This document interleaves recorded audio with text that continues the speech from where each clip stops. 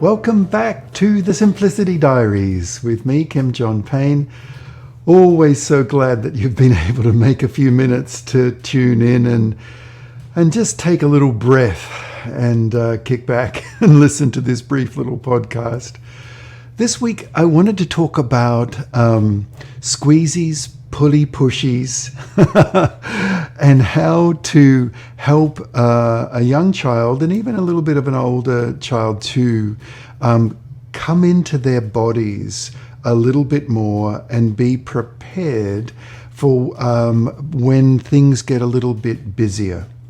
Now, what I mean by squeezies and pulley pushies is obviously that language is for older children.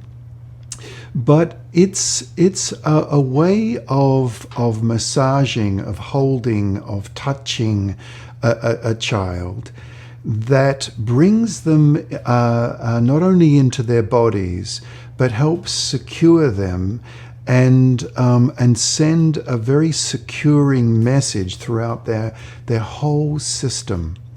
Now, let me describe first of all the need, then the simple little strategy, and then why it works, what it's all about. So first of all, the need is that very often when children go into the day, into busier environments, there's a lot for them to take in.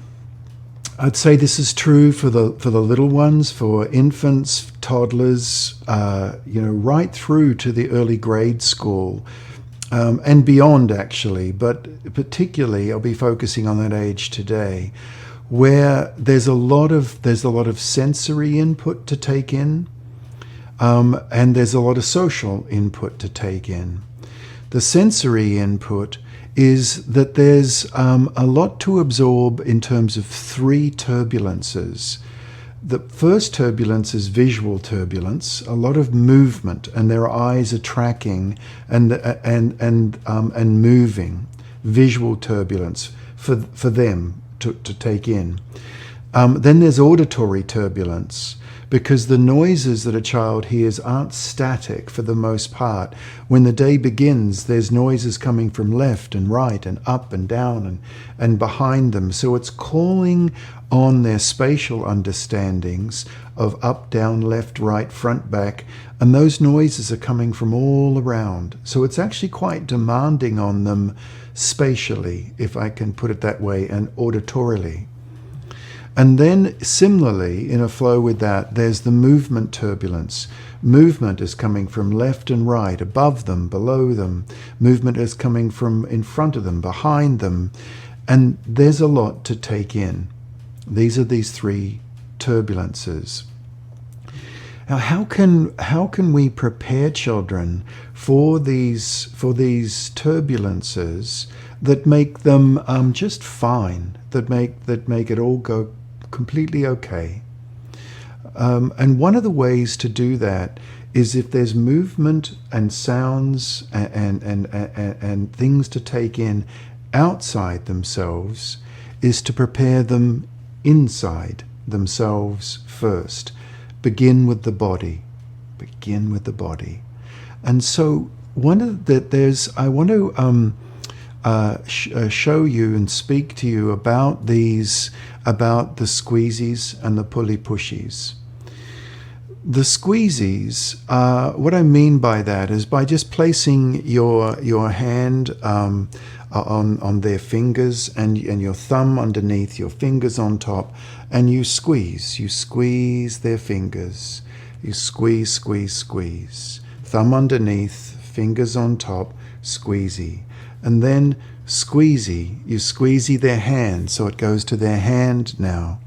And when you get to their wrist, you can put your hand on their fingers, and this is the pulley pushies, and then pull very gently the finger joints. Very, very gently. It's such fun. Children love it. They bliss out on this. And you just pull maybe just like less than half a centimeter, like a quarter inch. You just pull away and then push. Pulley pushies. Pulley pushies. And then you're opening the joint and closing the joint. Opening just a fraction and closing. It's like waving away and waving back. And then you get to their wrist, and then squeezy, squeezy. Mr. Squeezy is visiting. And then you pull out and push. So you open up the wrist joint and then you push back. You open it up and you push it back. And pulley pushies. So Mr. Squeezy is visiting, and Mr. and Mrs. Pulley and Pushy. Or if you don't want to use gender terms, of course, find another way to say it if that's more comfortable for you. But opening and closing, opening and closing. And then squeezy, squeezy, squeezy, all up their arm until you get to the elbow. And on the elbow, now our two friends, Pulley, Pushy, visit again. Pulley apart, Pushy. Pulley, Pushy, Pulley, Pushy. And then all the way up their bicep, squeezy, squeezy, squeezy. And then when you get to their wrist, squeezy, squeezy, across their trapezius, squeezy. But now you can put one hand on the shoulder, one hand all the way down, down, down, down, down, go. Goodbye, Mr. Pulley. Goodbye, Mr. Pushy. And now you're lengthening the whole arm. One arm is holding the front of the shoulder. The other is pulling down. And now you're lengthening, lengthening, lengthening the whole arm. And the same on the other arm. You just repeat. Don't forget the fingers. Squeezy, squeezy, pulley, pushy. All the way up their arm. And you can do exactly the same thing with their toes. So you go down, if it's a little child, you might call them the cozy toesies, and you go down and you squeezy, squeezy, pulley, pushy, pulley, pushy.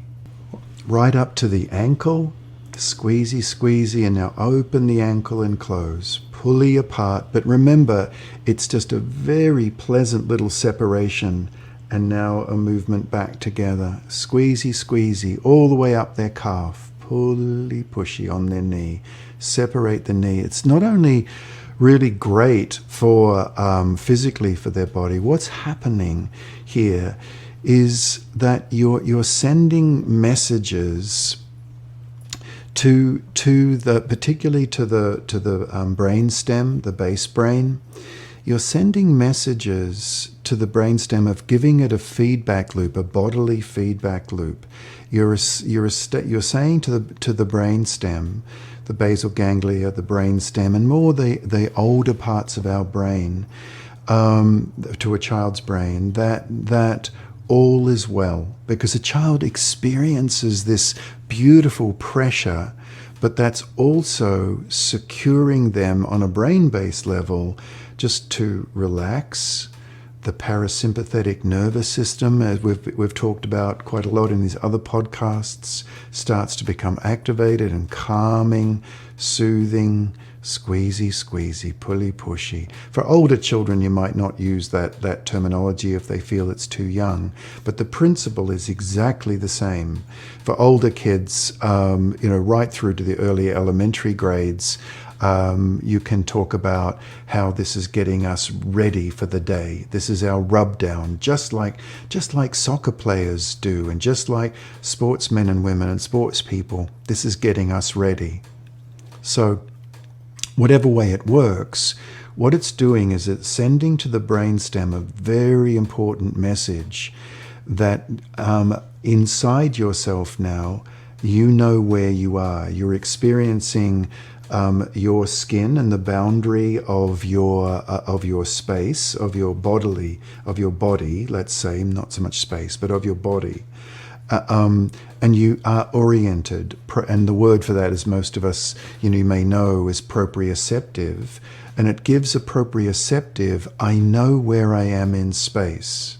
Now, if a child knows where they are in space, because now they have had this message sent to the parts of the brain that are partly responsible for that, then the turbulences, the up, down, left, right, front, back type of turbulences they experience through a busy day, through what's to come, they actually have a point to the periphery. They have a centeredness to the activity. So I am here and that's all there, but it's okay because I am here. It's not getting drawn out into the periphery, or, and just becoming goofy and crazy and flailing around and not going with it, or it's not getting very, very scared and withdrawing from it. It's like, I am here and I'm okay, and out there is out there, and that's okay. But it begins with the point, I am here, the centering. It helps a child center, and then they can cope much better with what's going on out there. And if that message gets sent to the brainstem, to the basal ganglia and the brainstem, then there's a soothing and calming that doesn't activate the part of a child's brain that most of us know, this amygdala, the lizard brain. And that's we know it's the fight flight. Some of us know that it's also the freeze, fight, flight, freeze. I add to that 3 other F's, actually.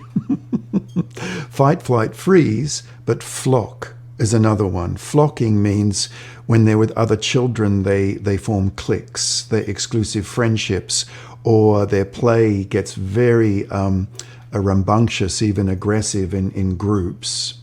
That's flock. And then there's another one of fawn.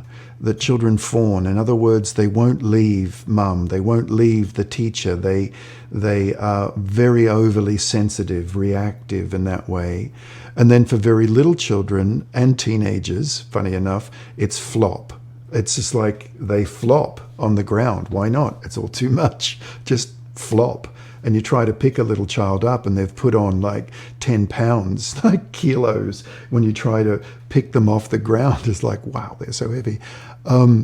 Fight, flight, and freeze, yes, but also flock, and also fawn and flop. And doing the squeezies, the gummy yummies, the yum yum yum.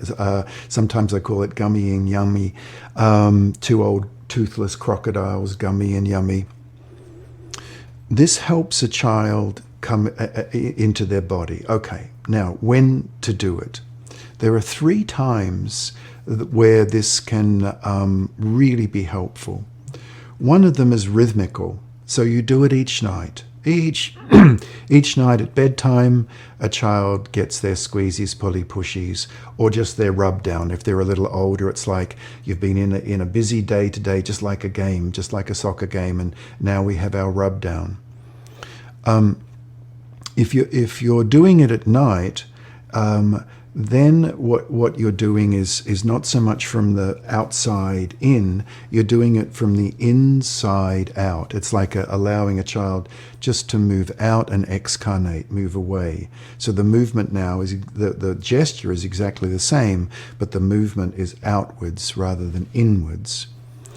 The next time you can do it, if you can do it every single night, perfect. Because it brings a child into their body and helps them, and in 2 ways. It helps them relax, because here is my body, but it also helps them release, because the parasympathetic nervous system, calming, soothing, has been activated. The brain stem, the amygdala doesn't have to be on hyper alert, not quite so much, and it can help. It's not a miracle, but it can help a child be a part of how to help them release into sleep. Because remember, sleep is a release. We'll be talking more about that in future podcasts. The second time you can do it is proactively. So there's rhythmically, and proactively. Proactively means that if you know that cousins are coming around, or if you know it's going to be a busy day at school with a school play, and the child, your child's a little nervous about it, or you're going to the playground and and they tend to flail and get goofy and get out of themselves, and note the term out of themselves, then you can be proactive and bring them into themselves with this muscle conformation and joint compression, the squeezies, pushies. So in the morning, or just before you go and you're getting in the car to go somewhere, or the cousins are coming over, then you bring the child in, give them a taco hug, put them behind you like a taco. They're the filling, you're the shell. And bring them in and pushies, squeezies, and just bring them in just for a minute or two and embody them before the cousins burst through the door and the game on kind of thing. And the third time you can do this is not so much rhythmically, it's not so much proactively, it's situationally. And situationally, what I mean by that is if you're at the playground, or the cousins and friends have come over and it's getting out of whack, it's getting crazy, or a child's getting scared and moving away from it and won't play, or is crying, or whatever, is being overwhelmed, and they've lost their center, do you see? And now the amygdala, the lizard brain, is waking up, and now they're hypervigilant, and now they're scared, and adrenaline is starting to run through their system, cortisol. Is you can do it situationally. Bring them in, give them a big old taco hug, and do some squeezies, pushies, squeezies, just rock them a little bit if they're younger. Even if they're older, actually, you can very subtly rock them, so they don't feel like they're being treated like a baby. But squeezies, pushies, until you feel that, and you will feel it, almost certainly, you'll feel this little relax, calm them down, let them sit beside you, now you can just let them be for a moment, and then back out they go. So this form of this everyday form of what occupational therapists call, as I mentioned, joint compression and muscle conformation. It's not really the OTs are absolute experts, and they do this in a way that is altogether another level. But for us as parents every day, we can take this beautiful way of embodying our child and help them know where they are in space. Now, one last quick piece around this. I mentioned proprioception. Now, I wanted to give a little heads up that in the next podcast, we'll be talking about interoception and how we can use this very same technique, and that's to come. Okay, I sure hope that was helpful. Bye-bye for now.